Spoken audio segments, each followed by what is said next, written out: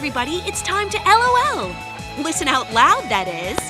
It's time for Anime Jam Session with DJ Ranma S, Mako-chan, and Ari Rockefeller.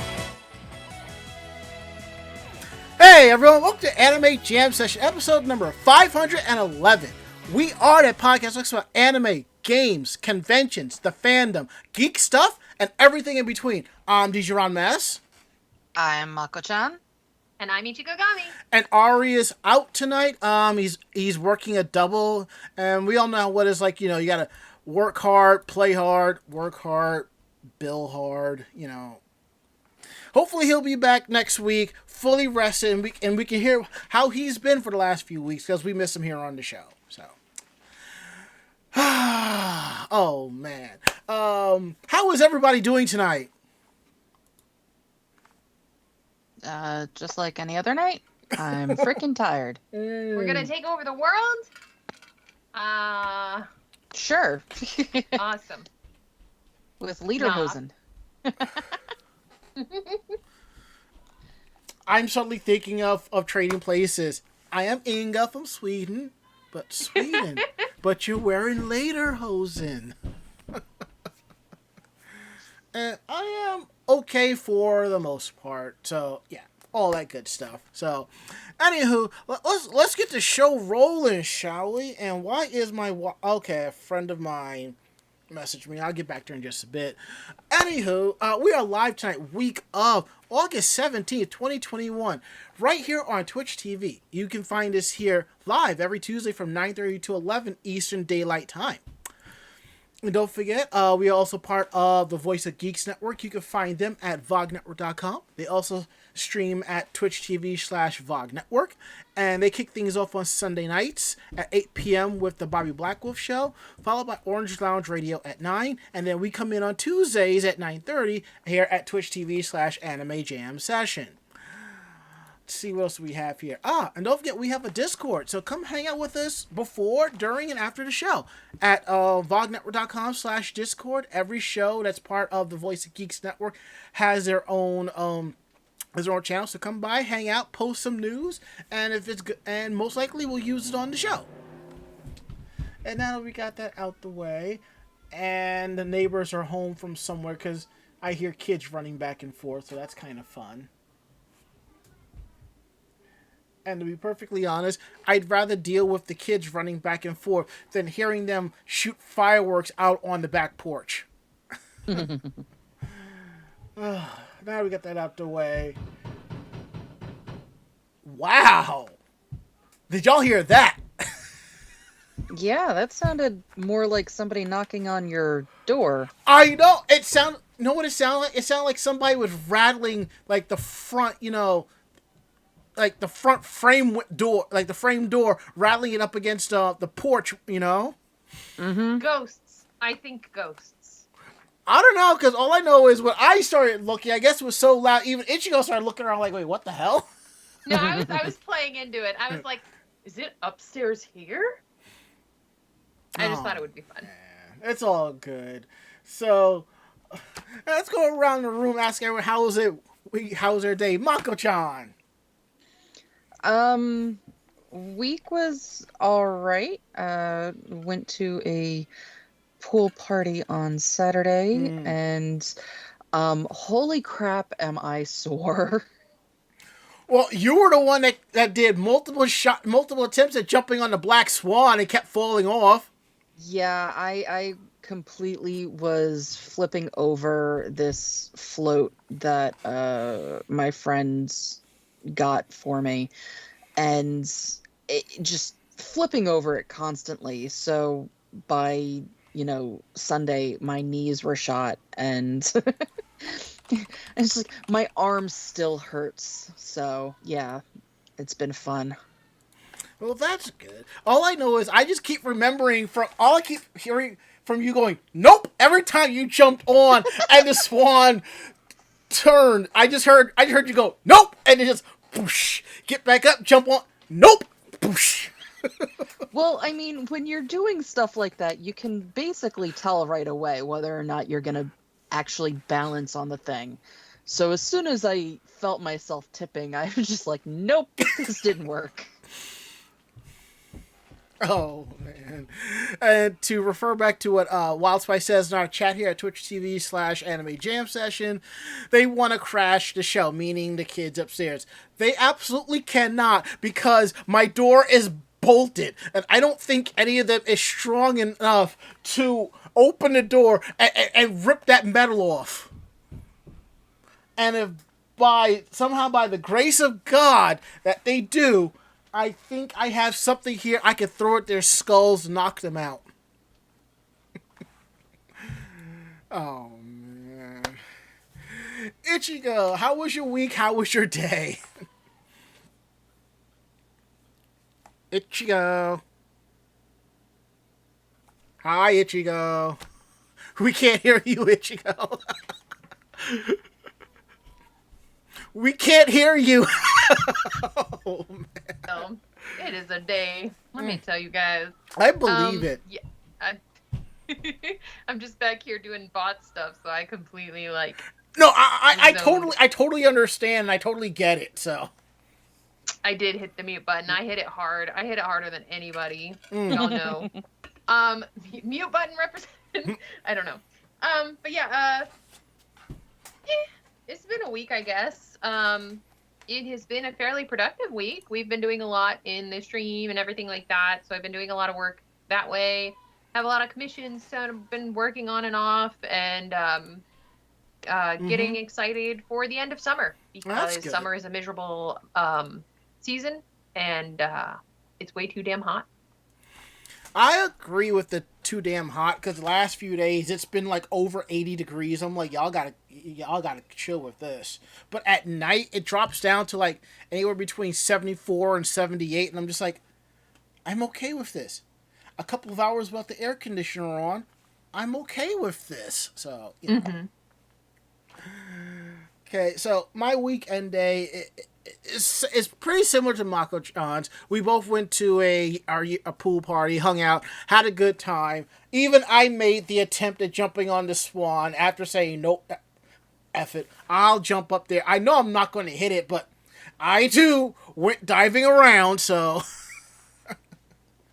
that was good times. We had a pyre going, and it was our usual ritual of burning of the excess stuff, and a few people on my Facebook that I told about it needed some dedications done, so people who had shitty X's, we kind of dedicated stuff, threw it in the pyre, and let it burn. So, also, I discovered this week, actually part of last week, how hard it is to find an Xbox One controller.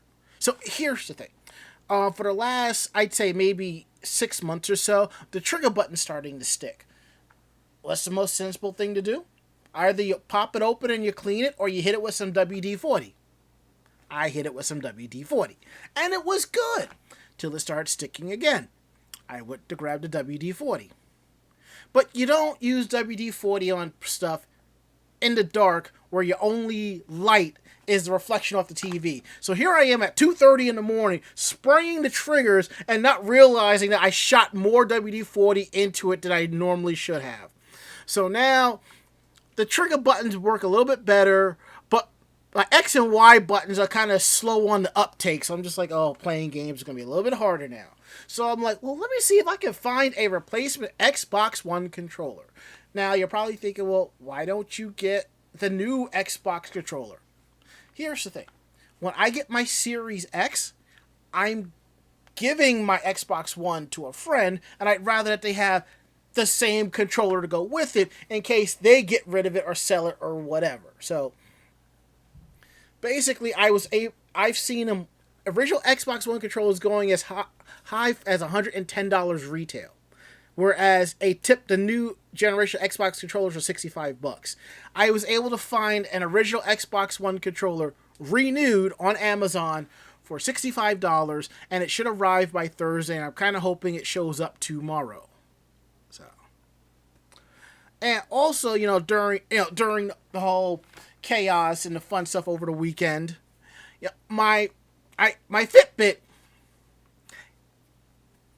bit itself. So basically, I am rocking Mako-chan's old smartwatch until my new one shows up in like 8 days. So we ended up going with the T-Mobile. I ordered a new what did I get? I got the Galaxy Watch 4, so that should be here, and I should be happy about that. So I go out and do my shopping, and I come back. But before I left, I pull all of my stuff out of my bag, and I grab my old Fitbit. I flip it around. It lights up with the Fitbit logo, which has been on the screen since Sunday. I come back. And I just happen to put stuff down. And I just happen to move stuff on the bed. And guess what, Mako-chan? What? The Fitbit is working. it was it's like 3 days out of time sync, but it's actually working. And I'm just like, can you believe this shit right here? So once it's fully charged, I'm going to pawn it off on somebody on Facebook. Be like, 5-year-old Fitbit Blaze. It's been through the ringer. It works. $25. Get it off. Just get it out. Just get it out of my hands. You get the original straps, 2 chargers. I just want it gone. So that's it. Hopefully somebody will buy it. I mean, maybe for $25 they'll get like another couple of years out of it before it actually falls apart. So, you know. And as Ronma421 says, that's the way. Oh, that's always the way. Buy new tech and the old tech decides to work again. Yep. And that reminds me of an interesting story. A friend of mine, he acts somehow from improper care of his PC bit to dust. And that's basically what killed his machine. Dust. He didn't clean it as often as he should. So basically, I think his dad's friend came over to fix it, like take a look at it. And I'm asking him questions like this, and that, because he wanted me to come over last weekend, which was this past weekend, to come take a look. I'm like, dude, I'm out of town. So I'm giving him advice. Like, the simplest thing to do. He wants to just go AMD, rebuild everything. And I'm like, well, how much you got? About $500. Yeah, that's not going to work. And I'm explaining to him for a while, you just need a replacement Intel board. That's all you need. Find that generation board, slap it in there, put everything on, and you're done. He goes, well, why not go rebuild for AMD? I'm like, you're going to need a new chip, a new board, a new power supply. That's going to run you about $800 given the prices. And I'm like, well, you don't even know what generation Intel board you have. And he's like, I called the guy and he couldn't even tell me. He's like, he couldn't get the thermal paste off the chip to tell me what generation it was. I'm like, you mean to tell me the man had no alcohol? Rubbing alcohol gets all of it off, you know? Well, Bob, he didn't need new RAM. He has 16 gigs DDR4, you know. He was good with that. So I get a message from him earlier on my way home, and he sends me a screenshot, you know, of his receipt. He didn't have an Intel PC. He has an AMD machine. So I'm like, dude, I'm going to point you to this simple $200 board. Put this in, put everything else on. You're golden. So now he's trying to figure out, you know, he wants a board with onboard Wi-Fi. I'm like, well, and I'm finicky about certain brands. Like, I don't like Asus, you know. I like Gigabyte is starting to be temperamental with me because I just happen to reboot my computer and all of the settings in the BIOS reset the factory default. I'm just like, and I realize, yeah. And one thing in newer BIOSes, you can have settings change. You can change the settings and save it as a profile on the board. All 4 of my profiles were gone. Hell, when I flashed the BIOS on this board, I went in, made sure everything was set, saved a new profile, and went. So that makes absolutely no sense. But it's reset, it's set now. When I do my PC rebuild, I'm probably going to go ass rock like I originally planned. So, you know, that's everything that's been going on in our weeks and days. So, moving right along to housekeeping. Don't forget, every episode is available on YouTube Thursdays at 12 noon Eastern Daylight Time. So if you happen to miss an episode from a few weeks back, you can find it on YouTube. Or, if you don't want to deal with Twitch and watch a most recent episode, hit it up on YouTube. YouTube.com/Anime Jam Session. Look for the playlist, podcast VODs. Let's see what else we have here. Don't forget, the VOG shop. I actually call it the VOG Network Pro Shop. Go in, buy some merch, support the Voice of Geeks Network at vognetwork.com/shop. And don't forget, upcoming conventions, and I will say this is basically a tentative list. This list of conventions can change at any given time for various reasons, whether we can no longer attend or COVID restrictions or whatever. So these are a list of conventions that we will be at this year going into next year. PuchiCon, August 28th. Another anime PuchiCon's in Atlantic City. Another anime convention, I believe that's Howell, Massachusetts, October 22nd to the 24th.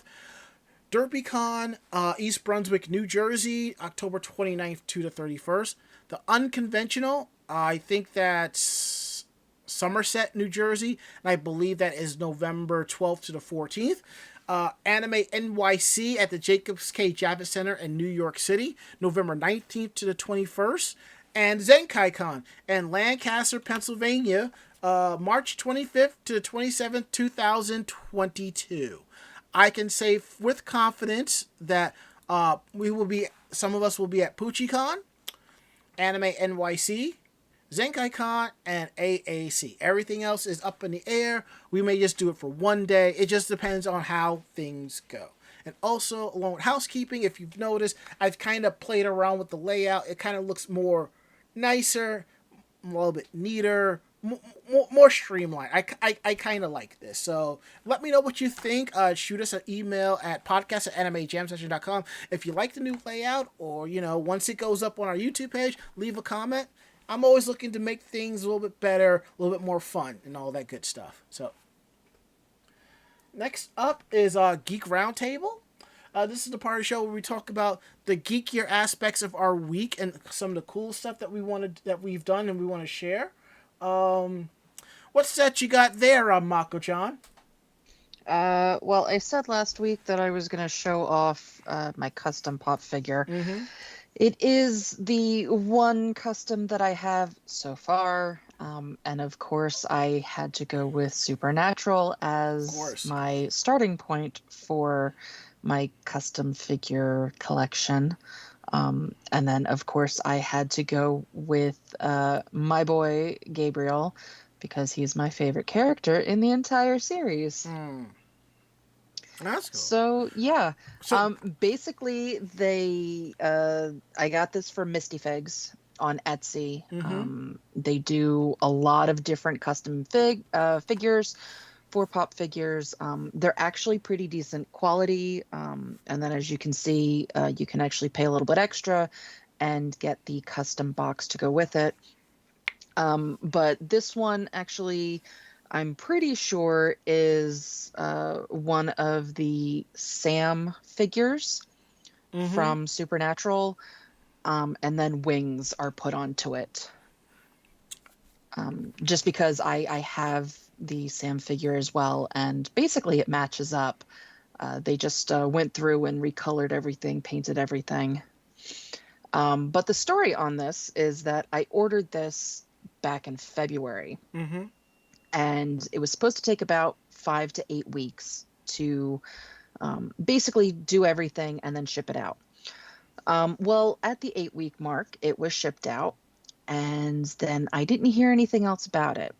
So about 5 weeks after that, I contacted the seller, and I'm like, look, I never got my stuff. And basically all it says in the system is that it's, ready for pickup. So it doesn't even have that it's shipped out. Mm-hmm. So they're like, oh, that happened. It probably got lost in the mail. I have everything to make another one. I'll go ahead And once I'm done with the one that I'm working on now, I'll, make you another one and get it shipped out. Okay. Cool. So never got another notice after that. Didn't get, that it was being mailed to me or anything like that. Just happened to get in my mailbox that I had a package to go pick up.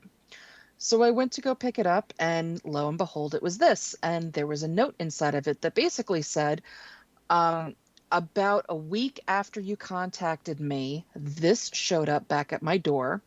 It did get lost in the mail and completely damaged. The figure itself is fine, but I did have to create a new box for it. So here you go. That was awesome. So that's perfectly okay. The figure itself is perfectly fine. And, the new box is, a new box. So I'm just happy to have it. Because, I waited so freaking long for it. Yeah, I was going to ask, how did you get it? How did you get this custom done? Because I first thought that, Funko was doing like a limited run of like custom pops for people, but I'm kind of curious about getting a custom Ranma Saotome Funko Pop. I would like there that. There are quite a few people that do custom pops, whether it's custom characters like this, or some of them. I actually watch the videos of them because they're just so interesting. Some of them take the pop figures that are actually out right now and customize them by putting decals and glitter and gems like in the same color that they already are, or they will take the figure and basically spruce it up and make it, I guess, like they'll put gloss on places to make it shiny, or they'll actually add, whatever to make it stand out and custom. Right. But there's a whole scene for Funko Pops for these types of custom deals. And some of them get very, very out there, and they add scenery to them and things like that. But these the custom pops like this, some of them I found this one on Etsy. Just happened to be the only seller that was doing supernatural custom pops, but they're all out there. They're on Etsy. They're on you can watch the videos on YouTube. There are places on Facebook to find people that are doing the custom pops. It's just a matter of when you have to look at their quality, because some of them are, they're not as I guess quality as others. So you just have to look around. Gotcha. Okay. You want to drop your reputable shop that you worked with in the chat? I think Misty it's Fig. Pretty Misty Fig. Okay. Yes. Is that Etsy or something? Yes, Etsy. Okay. I'll look that up for you guys in chat. So if you're looking for them, because that's awesome that they actually went through and replaced the box for you when they could have just sent it forward and been like, claim insurance. Yeah. Yeah, I cannot find it right now, but we'll find it and maybe post it up in the Discord or something. Sounds good. That's awesome. But yeah, at least the one that I went through, Misty Fig, it's MISTYFIGS.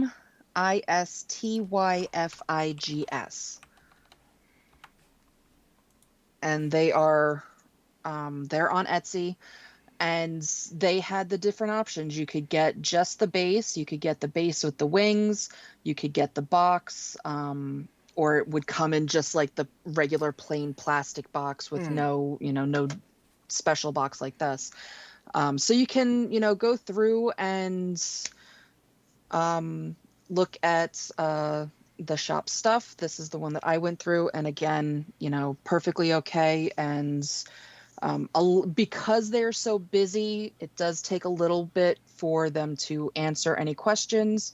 But for the most part, they're very attentive. And again, they, ship this out with no issue, replace the box with no issue. So yeah. That's and good. I'm very happy for my little boy now. And as Ranma421 says, I want 2 Ranmas, a cologne, a shampoo, and a Nabiki. And I'm like, where are the Ranma 1/2 Funko Pops? I mean, I wouldn't mind a Tenchi Muyo series. Well, I think Funko needs to start jumping on some of the popular classic animes and just get to it. You know, there's money to be made there. But just saying.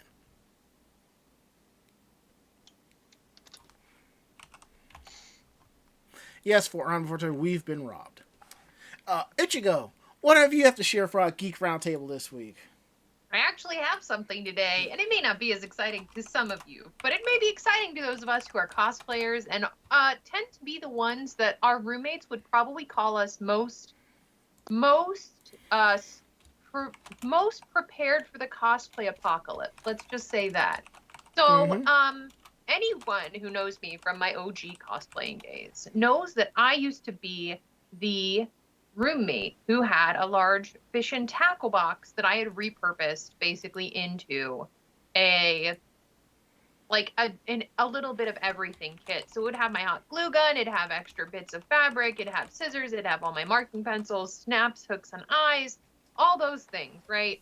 Well, it had served it's been a long time. Been many years, and it's just a Plano brand, I think, and they make a lot of plastic, vacuum formed, vacuum sealed, the piece molded type plastic pieces. And I was moving my studio around and trying to get things more organized because I put a new shelf in here that was for all my patterns and stuff, and I don't know what happened. I think I might have knocked it against something. But it caught at just the point that it cracked this particular piece from like here to here. And because it's one of the supporting buckles, it was a situation where since the box wouldn't close, there was a chance that the other buckle would break under the pressure. So I reached out to them and I was like, hey, I really love my box. This model is still made. Perchance, you would take pity upon a poor cosplayer, and if you have these pieces, could you send me a replacement? Because I would really love to continue loving and using my box for all of its organizational properties. Well, cosplayers, never fear, because as you can tell, yes, they did replace it, and they sent me a new one, and it was really, really cool, and I am so happy.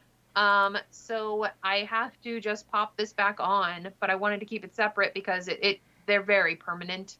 And it just latches on, and I'm very, very happy I'll get to use my box for many more years. And it just makes me happy to know that Plano is a fairly reputable company that I can continue getting stuff from. Well, that's good. So, yeah, it was really cool. It was kind of a nerdy thing, but, you know, I'm kind of happy that I'll be able to keep using something sustainably so that it's not, you know, going into a landfill or anything like that. Not that it would. But it's nice to have a company that is standing behind their product and going, oh, okay, so there was a fault in the buckle, or, you know, it broke. Right. We'll replace it for you. It's kind of like your jacket back in the day where you're having the issue with the zipper, and they did that for you. Yeah. So it's kind of nice to see companies that will do that kind of stuff that still exist in today's society, especially because we have a lot of this issue with, like, throwaway culture. I mean, it cost me $30 to ship it, you know, to have it over there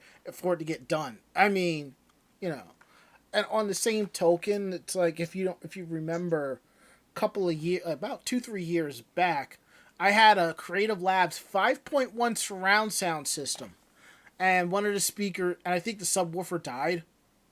I spent $50 shipping it back to the company.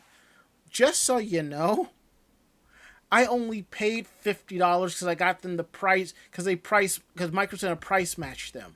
And I'm just like thinking, if I had known that, I would have just spent the extra $5 and got the extended warranty. Then I could have just taken this all back to Micro Center and gotten a brand new 5.1 surround sound system, because I was stuck with Logitechs for about 1.5 years. There's nothing wrong with the Logitechs. I'm just not a fan of their brand, as I have said countless times. And sometimes it's that whole issue of paying for convenience. I know a lot of times there's a thing in tech. Well, and it might be this too, guys. When you're getting into technology and stuff like that, especially going through companies like Micro Center, Best Buy and stuff, if there is a warranty, check if the company has a good rep. Like, I know on Amazon and every now and then on eBay, I think it's like, is it Square or share insurance or something like that for music. No, it's Square Trade, and it's Square Trade. and a Shurion. It depends on what it is. But yeah, that's right. So like like I said, the same thing happened when I got my new Klipsch 2.1s. The subwoofer was basically dead in the box. I'm like, you know what?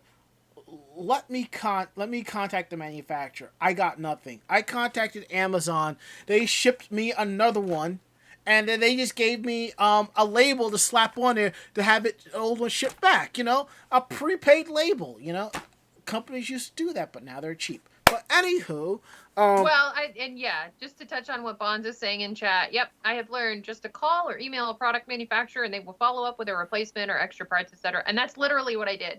I just reached out. I was like, you know what? If I have to finagle it, I'm a cosplayer. Like, we do what we have to. We are the resourceful of the resourceful, so I can figure it out. But if I can get a piece that is the molded piece already, perfect. And they did it. So yay! And that's my nerdy thing for the day. Yeah, and like there's a couple times with my Corsair, my old Corsair keyboard, like they use laser etching for the keycaps, and it start scratching and chipping away. They have replaced the keycaps plenty of times, you know, and it's like, oh, here you go. But so for my Geek Roundtable, I want to show off something to add to my ever vast anime collection. Some of you, if you don't know already, my favorite Sailor Senshi is Sailor Venus. So my friend D, I got me something nice for Christmas that I finally picked up because we didn't go hang out with her for the holidays and so forth. So I got this gift, and I'm just like, where did you guys find this? So if you're wondering what it is a Sailor Moon pillow. Throw pillow sorts.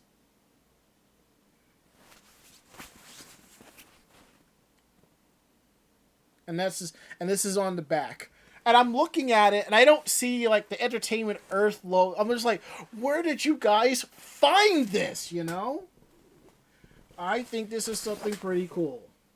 So now I have 2 Sailor Venus pillows in my collection, which will go nicely with the Nozomi Tojo pillow that I have. And I also have a Luigi towel from the Nintendo World Tokyo store coming to me on a slow boat from Japan. Thank you, United States Postal Service. So, yeah, that's been our Geek Roundtables. And now, before we get into tonight's articles, something that came across our chat, some information from Ichigo asking me if I knew anything about this anime magic convention, and I'm like, Anime Magic? Anime Magic's been shut down for years. She's like, no, Anime Magic. I'm just like, I have not heard about what's going on. She's like, and like right on target, you know, she pulls out the container, opens it up, which is her best tea. She's like, well, you know, and I'm just like, hold that thought, save it for now, okay? You tell us everything about this. I'm going to try to find some classical music to play in the background. Okay, so Anime Magic, for those that don't know, is touts itself as Chicagoland's premier leading anime convention in the Illinois area, held at the Crown Royal in... Sorry, I'm trying to make sure I have the hotel information. I had pulled it up, but held in the Clown Plaza O'Hare. That's what it's gonna be called now. Anyway, Crown Plaza O'Hare on North River Road over in Rosemont, Illinois. Now, this is all alleged, but there is video evidence that this occurred, so take with that what you will. And so Anime Magic ran this past weekend, and from video and other forms of evidence that was shared on both Twitch, Twitter, Facebook, and many other social media versions, they incurred a situation that was less than savory. Yeah, Clown Plaza. that was less than savory. I'm going to share a Twitch stream that was done live by a streamer who was at the event, of basically what occurred during the drag show portion of the convention itself. So during this particular event was held in a ballroom at the convention. It was cut short by the hotel staff. Now, there is more of this story missing. We're not sure if the workers union just wanted to stop working at the hotel at midnight, or if there was a miscommunication about the contract. We're not sure of all the stuff behind the scenes, but they decided to get the event to shut down in the middle of performances occurring. That's crazy. And call police presence on that particular ballroom at the convention center. Now, many of you know that Chicago, Illinois does have a negative history when it comes to discrimination, not only against racial discrimination, but also LGBTQIA community. And that seems to be part of what occurred here. Allegedly, there are stories in history with this particular hotel cracking down and not being a safe space for basically any minority, any oppressed peoples. So Anime Magic is still working behind the scenes, I think, with them to gather evidence and everything like that of contractual obligations being broken. But you can definitely check out their Twitter for updates on their particular situation, and you can also check out their Facebook, which I am posting in the chat. And in general, it's pretty gnarly. And you're telling me. It sucks because it seems like it from the situation as it appeared in the videos and the way that Anime Magic's handling it, that the hotel/convention center was the aggressor in this instance. And so it wasn't a matter of the convention trying to do this at all. It was more so a situation where the convention was trying to put out a fire. But they were doing it in a way where they had angry people in front of them and they were trying to be diplomatic, but then could not please everyone, and it made it a lot more difficult. So that's what's going on in that area of the world. If anybody wants to chime in. Well, as Dame Osnable says, it's the Clown Plaza. Yeah, I know that was a misspeak, but dang if they did not clown themselves. The joke wrote itself, so. Yeah. And yeah, just a trigger warning, like if you're not okay with stressful situations or situations of discrimination and or high stress / high anxiety, the Twitch stream might be something to avoid, but you can definitely check out the Twitter and stuff like that. They're a little lower key. But yeah, if you are okay looking at that to see more about the details of the event, alleged event, all that other fun stuff, you can definitely check it out yourself. I'll say this one thing and then we'll get into tonight's topics.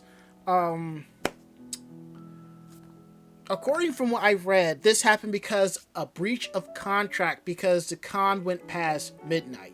Now, here's my thing. I strongly believe that the con realized this was happening and they spoke to the hotel.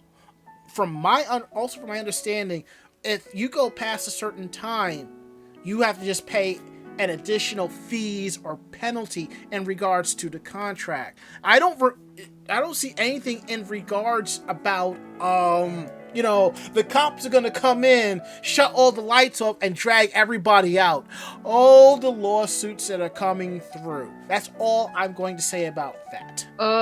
And it does look like that may have been the situation, because honestly, the even on the website of the convention, in their online schedules, they literally list it only going until midnight.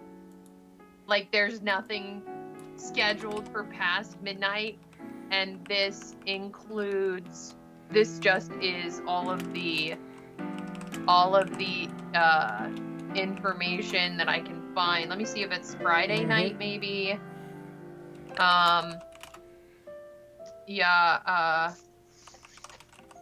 Yeah, because the drag race started at 10 p.m. Right. and apparently was only supposed to go until midnight. So I think the con may have been fibbing about it being only the hotel to try and save face. Maybe. But if you, that's another reason I said, like, this story is still developing. There's still things like this. If you guys want to check this out for yourself, follow along, whatever, get involved with the drama. That's your own cup of tea. Hopefully by So. the end of the week, going into next week, there'll be like a regular article about everything, and we can discuss this more in detail. So Yeah, but yeah, as far as that, I think we're good covering it and just letting people know what's going on. perfect. Thank you for that, Ichigo. And now that we got that out the way, let's get into tonight's news. And since, I didn't realize Ari was going to be out, I'm going to rearrange things. But if you could, Ichigo, could you please take the first story for me? Sure. Thank you. I do You're love a me some doll. Astro Boy, so I definitely appreciate it. Yeah, but unfortunately, I'm sorry, guys. I'm apparently the Debbie Downer of the day with that first story, and now this one. If any of you have been Astro Boy fans, as long as I have, and I'm sure there's many in our community, American anime pioneer, Astro Boy anime producer Fred Ladd passed away at 94. Ladd was instrumental in introducing anime to North America, and American television film writer and producer and North American anime pioneer Fred Ladd, or Fred Ladderman, passed away on August 3rd, and he was 94. He was instrumental in introducing the media in 1963 to North America. He re-edited and redubbed Tetsuya Atom anime based on Osamu Tezuka's manga into Astro Boy, and it was the first anime to air in North America. He also produced Gigantor, Iron Man 28, and Kimba, the White Lion. I remember Gigantor. I remember when Sci-Fi Channel used to air the original black and white series, and the color series came out like the late 80s, early 90s. And Jungle Emperor Leo anime in the 1960s. Ladd was a creative consultant for Dick Entertainment's original English dub of Sailor Moon as well. So Moonies, you've got him to thank. Sean Kleckner, co-founder and CEO of the Right Stuff International, commented on Ladd's passing. Fred Ladd was a true pioneer. His early work with Dr. Tezuka brought anime to North America, as well as popularized a budding industry in Japan. I think you could safely say, without his efforts, we wouldn't have anime as we do today. It was an honor to work with him and to restore and release these classic works over the years, and I know that it brought him great happiness to see them continue to be enjoyed by new generations of fans. Ladd was born in Toledo, Ohio in 1927.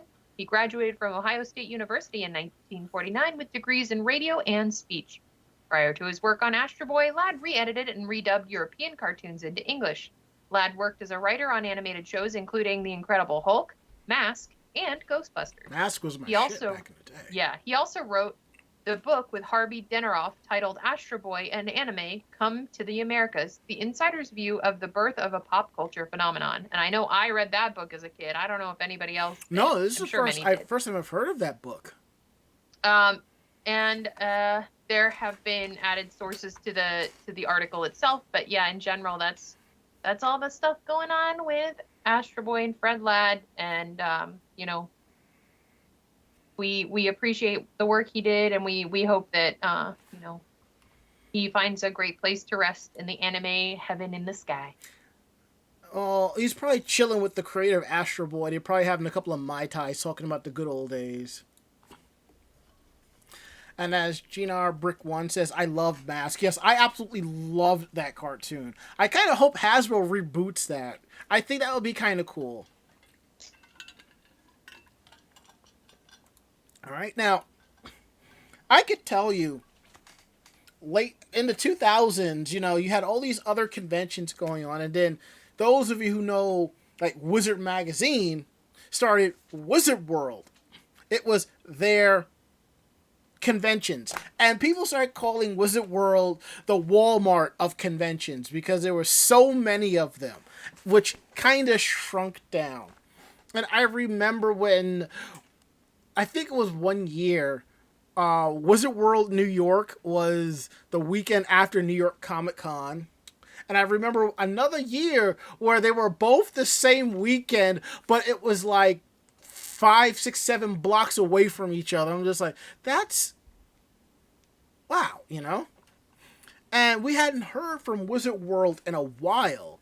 So I figured, they just probably shut down like the other conventions, just wait until things get back up. I just happened to look up see something about Fan Expo. They're basically a chain of comic conventions. Think of them as sort of like the Target of comic conventions, And there was something listed there. I'm just like, wait, isn't that a Wizard World convention or something like that? Well, I read something where it was like I'm just like, wait, what?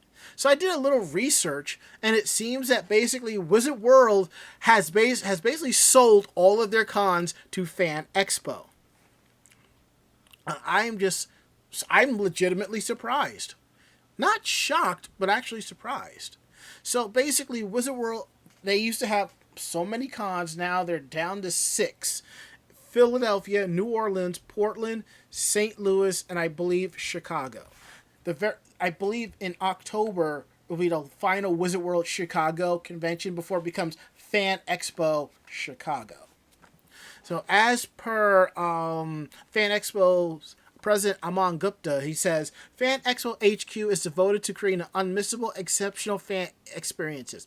We're beyond thrilled to be able to offer that to fans in 6 new locations, and pleased that Wizard World recognize our ability to elevate guest experience to the next level. We're looking forward to getting to know each of these individual communities, learn what they're looking for, and raise the bar. Now, on the plus side, you're like, hooray, more conventions for us to attend. The downside, you have one company basically running all these conventions identical to each other, and it's just no. And I can see at first each of these cons are going to be slightly different. Then eventually it's just going to be the same template over and over, except maybe the panels will be slightly different, this or that. Well, that is the Wizard World model and always has been. That's why that's why they could scale to as many conventions as they had.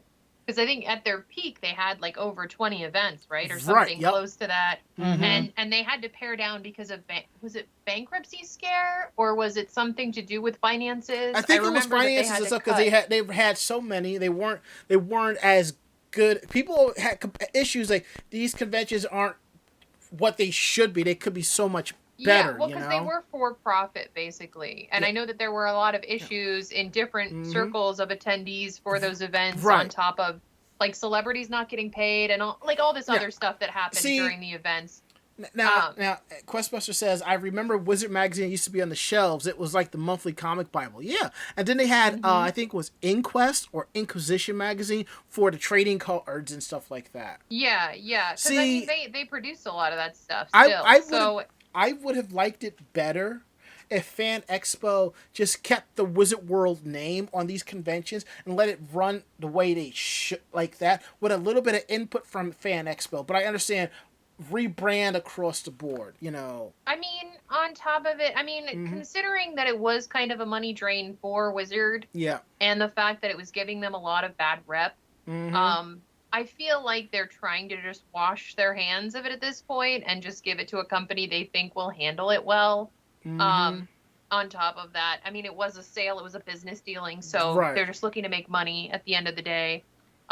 So when it comes to that kind of thing, I mean, it is kind of scary that it is a monopoly style thing that's starting to happen.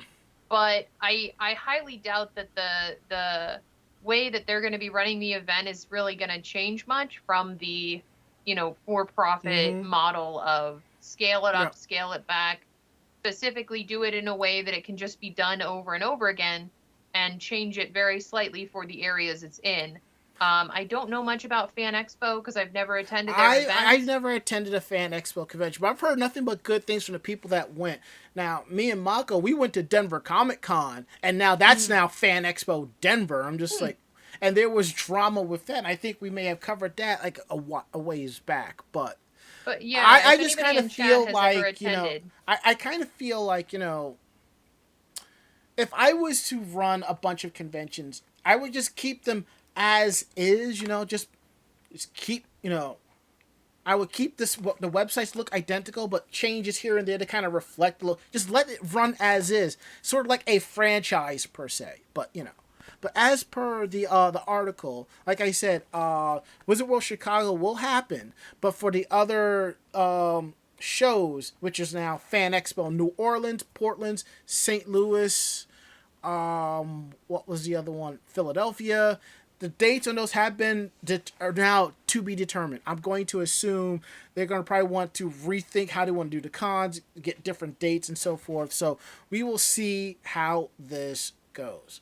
But on the plus side, Wizard World will continue to operate its collectibles business, Wizard World Vault, and they will have booth space at future Fan Expo events. So that's cool. Wouldn't be too surprising during the sale, their booth space was considered free. And I can tell you this right now, as somebody who worked with a company that would sell at cons, booth space in the dealer's hall of a comic convention, ooh, that's money. That's like $5,000 for premium spot. So, you know. Yeah, and if you're guaranteed a space with the fluctuation and inflation of pricing as tables have gone, especially because the market is so saturated and so under, it is smaller than the amount of demand. I mean, you're going to basically be guaranteed to print money at any event you attend, especially if you already have stock that you're not having to like an indie brand, you're not having to make it. You literally can just print it. And they have a ton of licenses that are already popular and all this other stuff. So they're going to do fine. Yep. Now, more conventions are canceling. Now, I have said for the longest time that it's going to get to a point where the Anime Con bubble is going to burst. Because we're at a point where people are hosting Anime Cons in libraries, people's backyards, people's houses. I mean, I think we need to kind of slow down and roll it back a little. But Mako-chan will tell us, what's going on with SaikouCon, and things are slightly different from what I was expecting.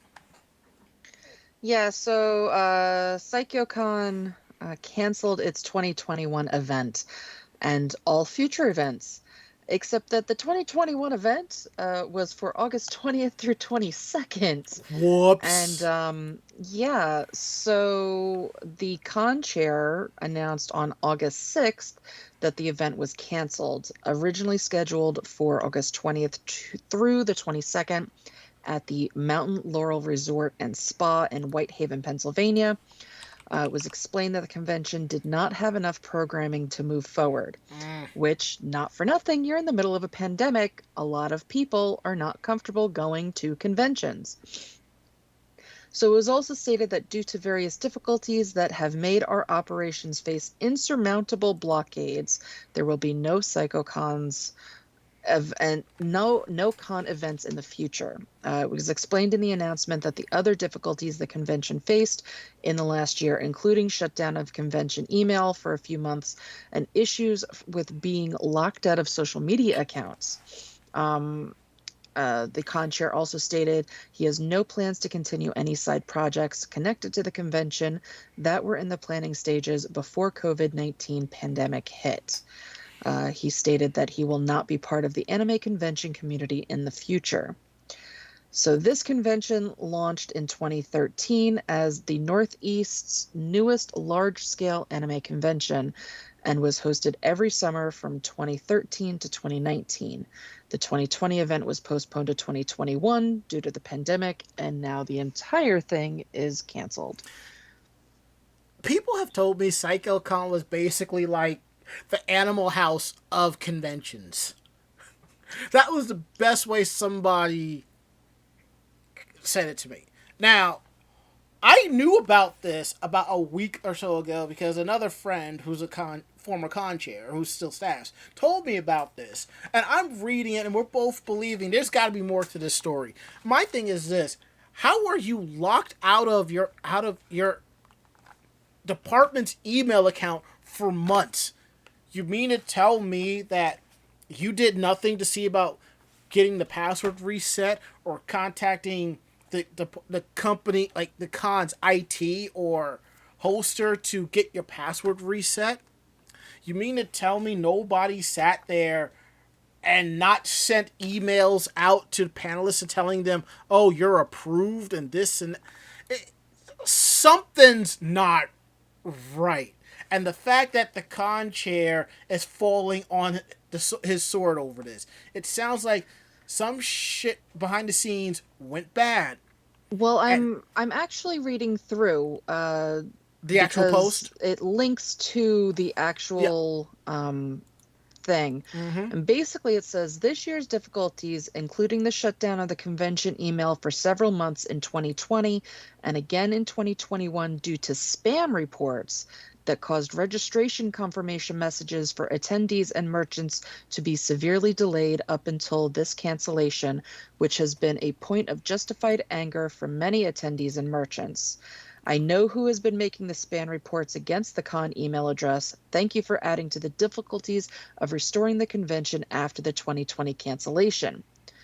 And blocking of my ability to message and post on the Facebook profile for several months, again seemingly from spam reports against the con profile.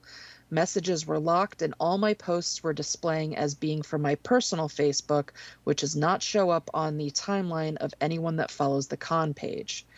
Being locked out of the convention's Instagram since the end of last August, which continues now for some reason even the Facebook Instagram tech department can't figure out.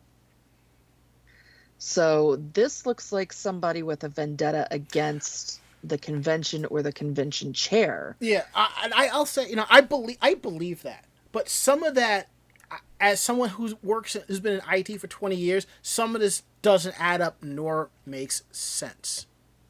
So, and I'll just leave it at that.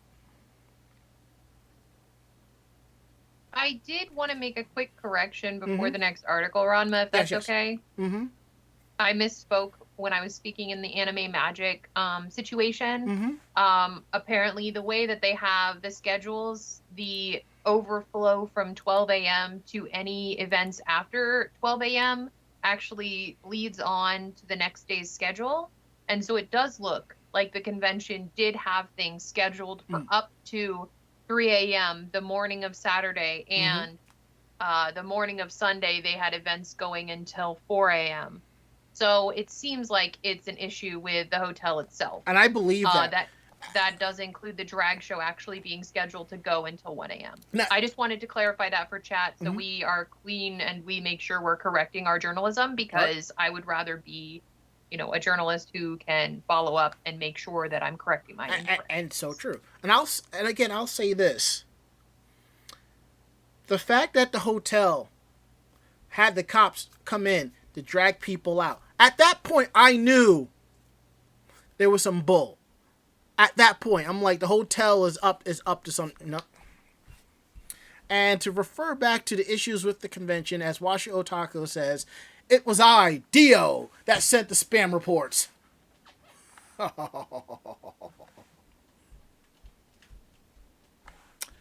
Okay, let's see. What else do we have next? Oh.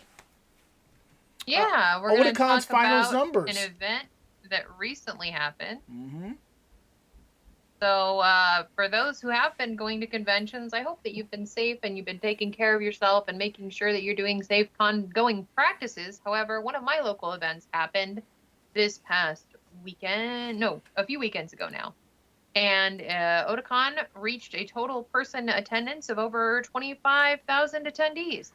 Now, before you continue, I'll say I actually thought it was 10,000 to 15,000, because from what people were describing, it was basically empty. It was like, I like to call, if it was that many people, I like to call it the MagFest effect, where MagFest gets about 35 to 40,000 people, but because of all of the events that are going on, you couldn't even tell it was like that. So, and as Dame Osnable says, it was very spread out. So, felt like 10,000. Considering that the event space actually, I know Otakon uses the full event space, and just to give you guys some blueprints, it's about 2.3 million square feet, about 703,000 square feet of an exhibit space, and 52,000 square feet of ballroom space. And I don't know full capacity of this. People, let's see. 42,000 attendees. So they were just a little over half of the fire marshal and building structure, intended amount of attendees that could be in that space in one time. And I'm sure that they were probably still using the hotels and other local locations as well. So yeah, I'm surprised that they did get as many. And I've heard mixed reviews of the event. I've heard that they had pretty good enforcement of the mask mandate. I heard that they had very little enforcement of it from multiple different sources, but for their first major convention event back in the Washington, D.C. Convention Center since the COVID-19 pandemic started, the staff of the Otakon convention revealed on Tuesday that the in-person Otakon 2021 event had 25,543 unique memberships. So that means unique people in the turnstile. And the staff noted that despite challenges such as the new coronavirus disease situation and the fact that they basically had 70 days planning prior to the convention, the number is down slightly from the 28,430 unique memberships in 2019. Otakon hosted the event on August 6th through 8th at the Walter E. Washington Convention Center in D.C., and the staff said it was the first major convention to be held as D.C. reopened. The event did require masks in most settings, but did not require proof of vaccinations for attendees. Otakon stressed that it highly recommended all eligible individuals are vaccinated if attending, and the event required masks to be worn at all times for anyone over the age of 2, except in certain situations. And those situations were while eating or drinking in designated areas, for the convenience of having a person's lips read for those deaf or hard of hearing, cosplayers while photos are being taken while socially distanced, and presenters during panels while socially distanced. The event did not have any international guests this year due to travel restrictions and mandatory quarantine requirements, and Otakon previously stated that Otakon is dedicated to the safety of its membership and will be following any guidelines via the CDC that may still be in effect in time of the convention. The event raised more than $34,000 in donations as of March after requesting donations for the first time in January. The request in January noted that the time of the event may potentially the event may potentially close permanently because of the cancellation of Otakon 2020 and due to the effects of the pandemic. The organization was in a precarious position. Last year's canceled Otakon was originally scheduled for July 31st to August 2nd, and I was sad because it was my birthday weekend at the same convention center, and they held a virtual event on the 1st. And a couple of things here. Now, from what people were telling me that weekend, I actually said there on my personal Facebook that if I had known it was going to be like this, I would have went. Seriously.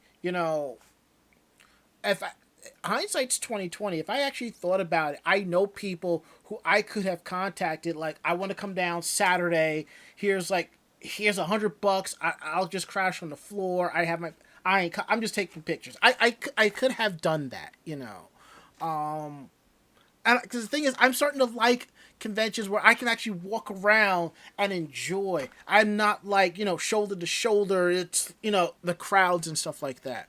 And even as Dame Aznable, who was also a panel presenter at Otakon, she actually mentioned, the panelists wore masks just to be safe. And you got to understand, for those of you who have never been to a convention panel, everybody's up towards the front. There's at least 6 to 8 feet distance between where the panelists are and where the chairs are. And they still wore masks. And I thought that was a great thing. So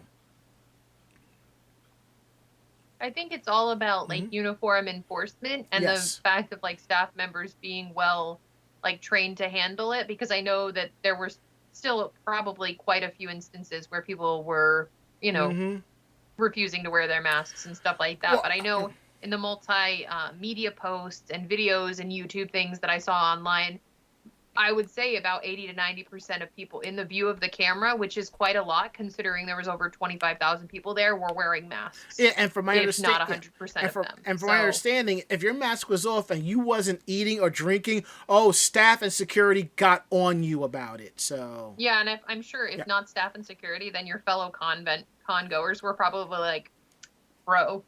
Now, meanwhile, do you even mask?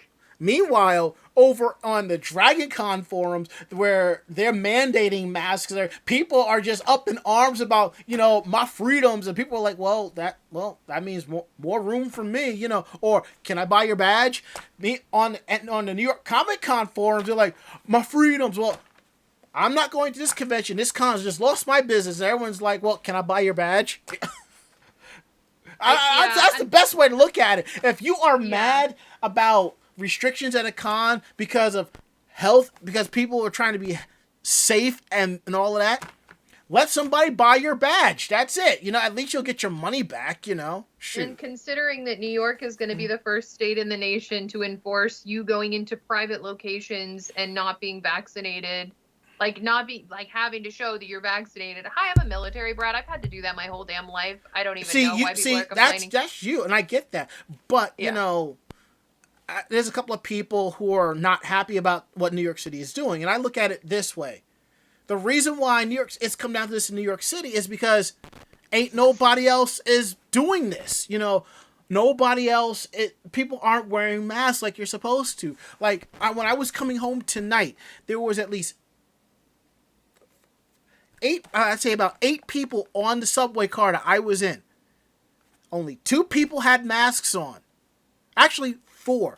2 of them were me and another person and 2 cops. Everybody else is just talking. And I'm just like, you mean to tell me these cops are too busy on their phones to tell people put a mask on? I'm like, what the? And I was actually in no mood to say anything. I just kept staring at people. I just stared at people. So. Yeah, and I've been reading a few articles recently too of situations where now even doctors and nurses and stuff are getting empathy exertion or empathy. They're tired of this. They're tired of the bullshit, and they're basically like saying things that are really really negative. Like, if you haven't done the preparedness, you shouldn't be getting lung transplants and stuff. And I'm like, that's doctors and shit saying that. And if you've upset your doctors, you've done something wrong. And as Washi Otaku says, I anticipate the courts to overturn the mayor's vindictive mandates. Won't happen. The courts ain't overturning that. Nope. And as Ron421 says, some other cities are requiring the vaccine passport as well. Good. I am like this. This is all I gotta say. If you refuse to wear a mask because you feel it's against your freedoms, or you think that the vaccines are a joke, or this or that, then you're an asshole. Simple as that. There's no convincing me otherwise. You are the reason why we are in this situation that we're in, and you don't care about anybody else but yourself. May you rot in hell. That's it. That's all I gotta say. And if you catch this, you ain't catching no sympathy from me. Anybody that finds out that you caught this and you end up dying from it, everybody's going to make fun of you to your very last breath. And if that's what you want, then I don't know what to tell you. And I'm just leaving it at that. And we're going to move into our next topic. Because just about everybody here on this show has been affected by COVID-19 one way or another. And we have talked about this on several episodes. But we're going to talk about how people think that there's going to be more to Bleach than that one shot. Oh, man. Everyone's talking about, can't wait till the next chapter. Yeah, there's no other chapter. So basically, Tine Kubo came back and did a one-shot manga, of Bleach. And it's just left on a cliffhanger. I haven't read it because I'm not that big of a fan of Bleach as I used to be. Even though I used to cosplay Urahara Kisuke. So basically, the new one-shot chapter, I'm just calling it, is 73 pages, and it was released as part of Bleach's 20th anniversary celebration. The story sees the return of Ichigo, who is invited to Soul Society for a certain ceremony, and you see Orihime, Rukia, Renji, plus each couple's children appear too. While the manga has officially been released as a one-shot, its ending leaves many questions to be answered. So, maybe we'll get another shot as an anime adaptation or something like that. So, I don't know. It's going to be quite curious, so, But again, I'm not surprised because everyone gets pissed off at Kubo for the stuff he's done in manga, in the Bleach manga. People were pissed at him on how he ended the manga. I'm just like, are you not surprised? So the fact that people are pissed about what was left in the cliffhanger, it's like, are you not surprised? Are you not entertained? No, we're really not. Can we get the rest of the story? Yep, and now it seems that we have a new Berserk chapter coming. I know a lot of fans are happy about that.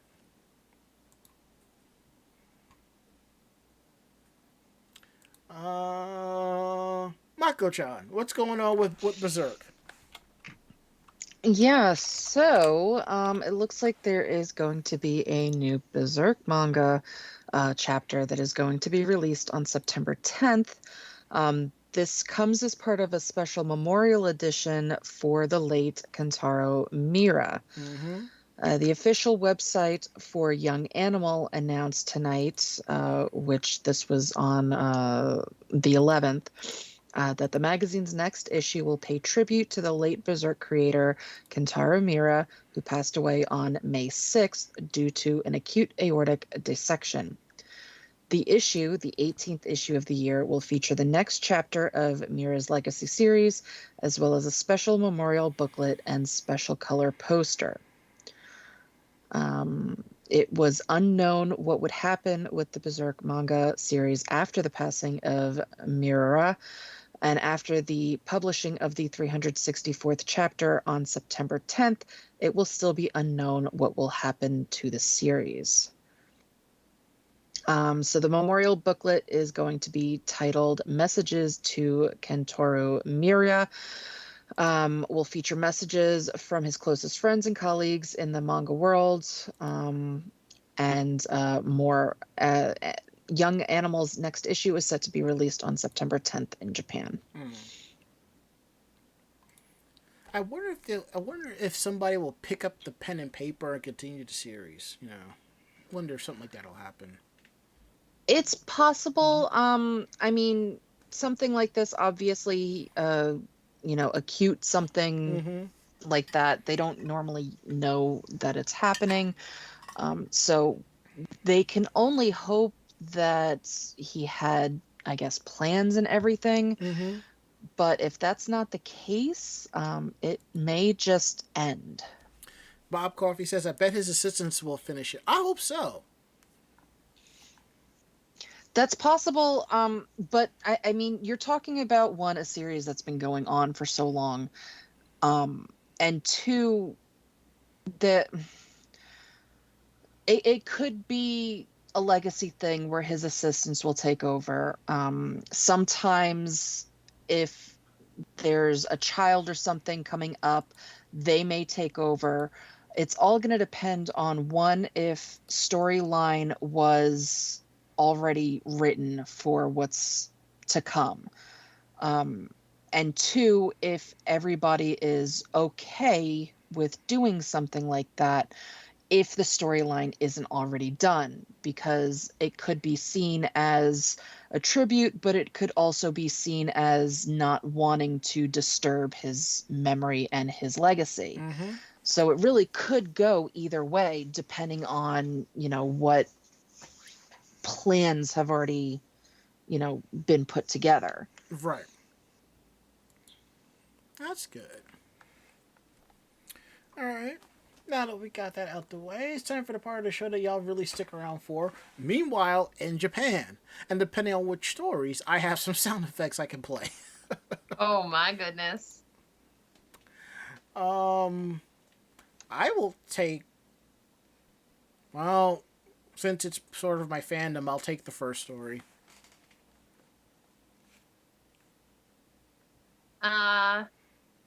I guess I'll take the second one. And I will take the third one.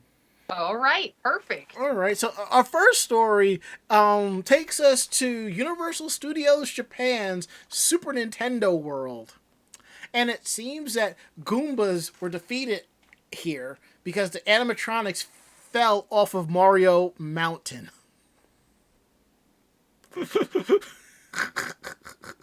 Oh, God. You know what? I think I have to play a different background track for this one. I think I have to, because it kind of makes a lot more sense. I thought it was the little hill I thought it was a little display thing, but no, this is legitimately a mountain and an animatronic falling on you? Like, worst anime death ever. Let's see if this is the right one. No, not that one. That's not the one that I wanted. It really isn't. Let's see if it's this one.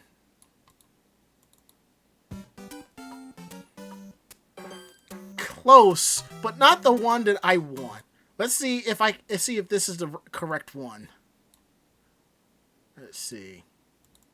There we go. That's the one I was looking for. In just about every Super Mario game, the first foe you'll encounter is the lowly Goomba.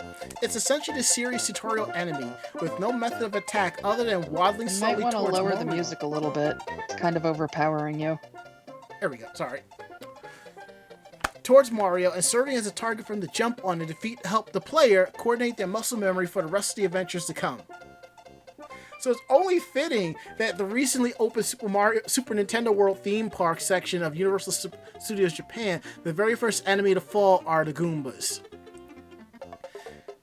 And we mean fall literally. Super Nintendo's World installations include a stacked quartet of Goombas who move back and forth across the platformer-style mountain that serves as the area's backdrop. On Monday morning, they toppled and fell from their perch, crashing down from a height of several meters. And there is video footage, and I may be able to play that. Fortunately, since they fell into an area that's not accessible to guests, no one was struck by the Goombas, which is a relief since real-world humans don't have the luxury of stocking up on extra lives. However, the Goombas did crash land close to the tracks of the Yoshi Adventure Ride, which was temporarily shut down while the staff performed safety inspections. The cause of this accident is still being determined, but strong winds from a typhoon that was passing by the area, though not directly through Osaka, are suspected to have been a factor, though we really shouldn't rule out the possibility of Mario, out of sheer habit, having knocked over his age-old enemies.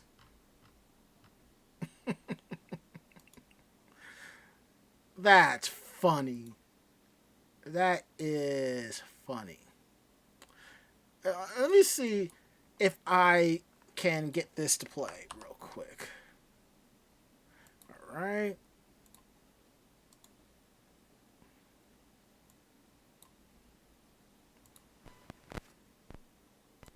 All right.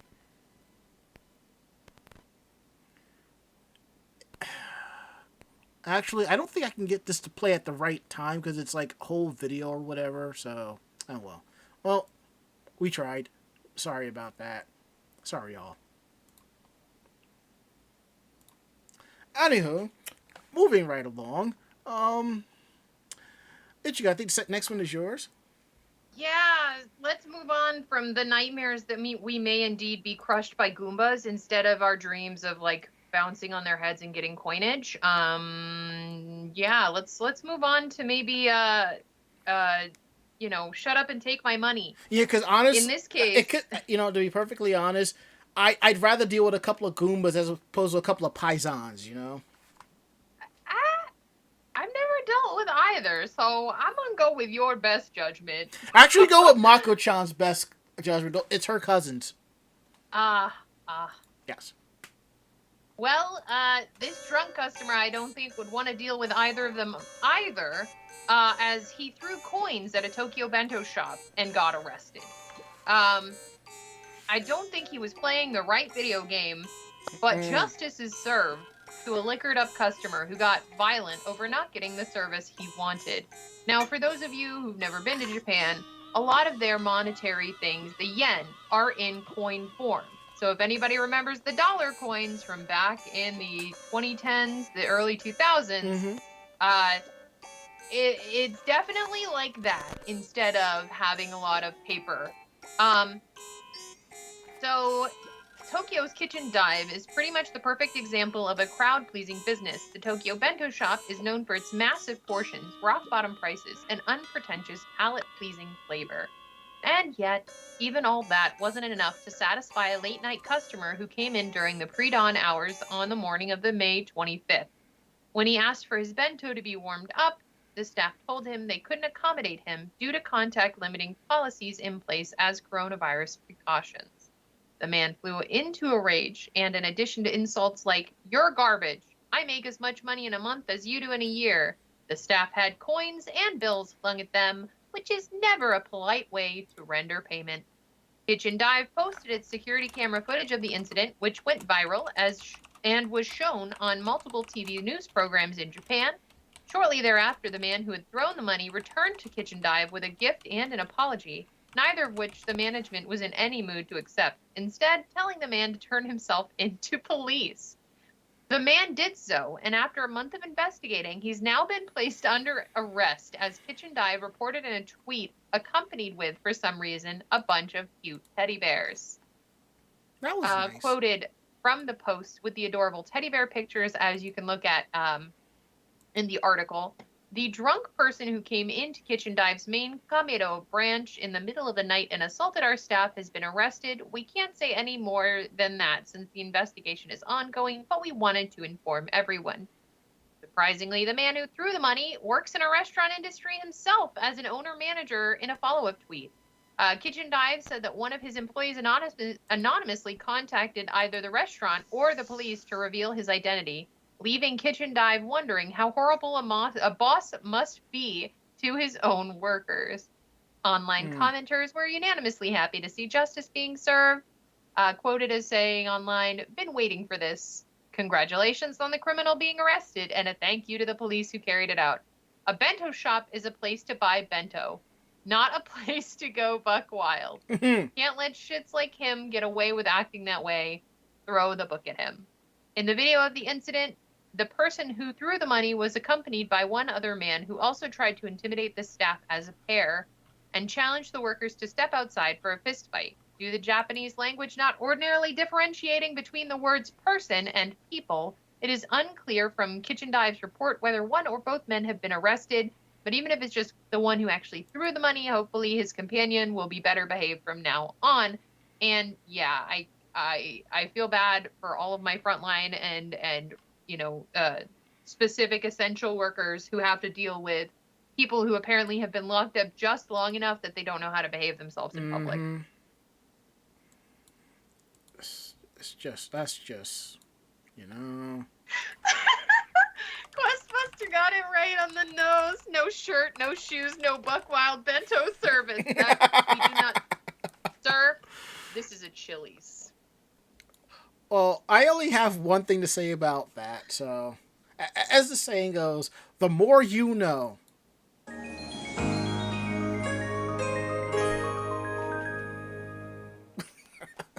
There needs to be a shooting star now. Yeah, we'll find that GIF. We'll find that GIF, and it'll be like a little bink. All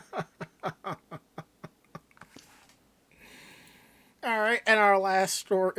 Our Meanwhile in Japan story of the night. Yeah, so I don't know how many people may have heard about this, but following the Japanese women's softball team's gold medal victory, the left-handed pitcher Miyu Goto returned to a hero's welcome in her hometown of Nagoya. This included meeting the mayor, Takashi Kawamura, who wanted to convey his congratulations in person, but was kind of an idiot in how he did it. During the meeting, Goto naturally showed the mayor her gold medal, and the 72-year-old politician promptly stuck it into his mouth and bit it, imitating the common photo op pose struck with the Olympic hardware. What he failed to properly understand, though, was that it's supposed to be the athletes themselves biting their medals, and that not only is slobbering all over someone else's belongings gross, doing so in the middle of a pandemic is dangerous too. You think? Yeah. With the bite caught on camera, the mayor has been facing a wave of criticism, not just for his oral infraction, but also for asking Goto if members of the softball team are allowed to date and encouraging her to find yourself a good husband. During his regularly scheduled press conference, he spoke of how he's trying to make amends, saying that on August 13th he attended a course on harassment awareness, and that he's come to understand that his remarks to Goto were inappropriate. He will also be forfeiting 3 months of his salary, which works out to be about $13,640. While voluntary resignation often follows political scandals, he stated he wishes to continue serving as mayor while reiterating his previously made apology, saying, "I have caused discomfort to Goto and the people of the country and will practice greater self-discipline." It is, however, unclear whether the mayor's forfeited salary will be donated to a charitable cause or simply remain in the city's coffers. Using it to pay for a replacement medal would seem like the most natural application, but the athlete herself seems to be attached to the one that was presented to her as she stood with her teammates at the Olympics, even if it spent some time in the mayor's mouth. And for anyone who wants to know, a gold medal from the Olympic gold medal that to replace one is about $870 US. That's a lot of money. But, and it's interesting. I have a friend that lives in Nagoya. I wonder what she thought of this. And honestly, I don't think the mayor should retire over something like this. I mean, resign. But it's completely understandable if he does. No, because I believe, I believe some people are entitled to learn from their mistakes. I think he can learn from this, Now, let's say he sat there and bit everybody's Olympic medals and was groping this. Yeah, resign. There's no coming back from that. Just quit while you're behind, I feel like in this situation, he must have just gotten really excited and did it without thinking about it. But as we know, Japanese culture, it's one of those things where if you do something shameful, you're definitely going to get reamed for it. I totally get that. And now that we got that out the way, shall we wrap up the show tonight? Yes. Yeah, we're not doing too bad on time. So I think if we wrap up, we'll be doing good. Sounds good. So, if you like the show, tell a friend. They in turn tell another friend, and so on and so forth. We're independent bloggers, independent podcasters. We do this for the fun of it, and we tell you how it is. If you have any questions about the show, drop us a line at podcast@animejamsession.com. Again, that is podcast@animejamsession.com. We're here to believe you. Don't forget to check out our website at animejamsession.com, where you will find our weekly podcasts, anime reviews, editorials, cosplay interviews, cosplay tips and tricks, links to our YouTube of convention coverage, and links to our Facebook of convention photos. All that and then some at animejamsession.com. And don't forget, you can take the show on the go with you. Look us up on any podcasting app like Apple Podcasts, Google Podcasts, Stitcher, iHeartRadio. Just search Anime Jam Session. Over 500 episodes going back 10 plus years. Some good, some bad, some a little chaotic, but we have fun with it. So, and if you can, drop us a little note in there, like a review. We greatly appreciate that. And don't forget to follow us on our social medias on YouTube, Twitter, and Facebook. Our YouTube page for our convention coverage, our Facebook page for our convention photos, and our Twitter to let you know when we have updates and when we're going live and other cool stuff, and then some. And don't forget our tip jar down below. Links to our Streamlabs account, our Ko-Fi. We love it when you drop bits in the chat. Every little bit counts. And we also love it when you auto-host us. We really appreciate that too. So we're going to go around the room. Last words, Mako-chan. I am going to enjoy going to sleep. Last words, Ichigo. I'm going to get ready to sew. Have a good night, y'all. I am going to catch it with Love Live Superstar. I think I'm like 2 episodes behind. But that is it end of list. We'll be back next week with a brand new episode. Hopefully Ari will be joining us. I also want to shout out a special thanks to Dame Osnable for joining us in chat tonight. She runs her own stream Thursdays at 11 p.m. Eastern Daylight Time, which is 8 p.m. Pacific Daylight Time. It's twitch.com/conventionT. She does convention reviews and reports, games, and then some, so definitely check her out and show Dame a little bit of love. So, and as Ranma421 says, I knew Mako-chan was going to bring up sleep. See, that's a sucker bet right there. So, anywho, we're going to get up on out of here. So, I'm Ranma. I'm Mako-chan. And I'm Ichigo. Great fight, great night. See you next week. Night. Sleep tight. Say goodnight, Mako-chan. Say goodnight, Mako-chan. Good night, Mako-chan. Perfect. We're out of here. See you next week.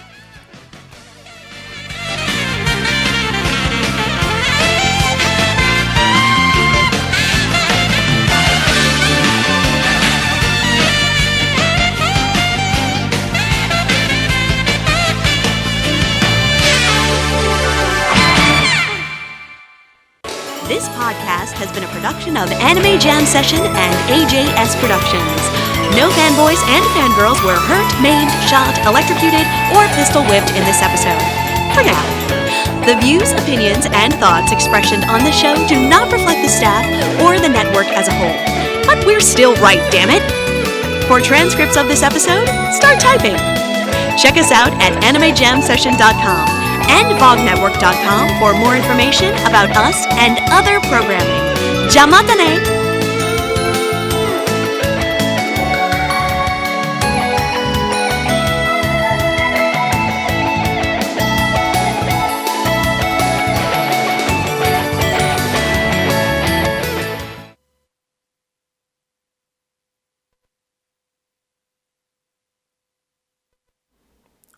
Okay, let me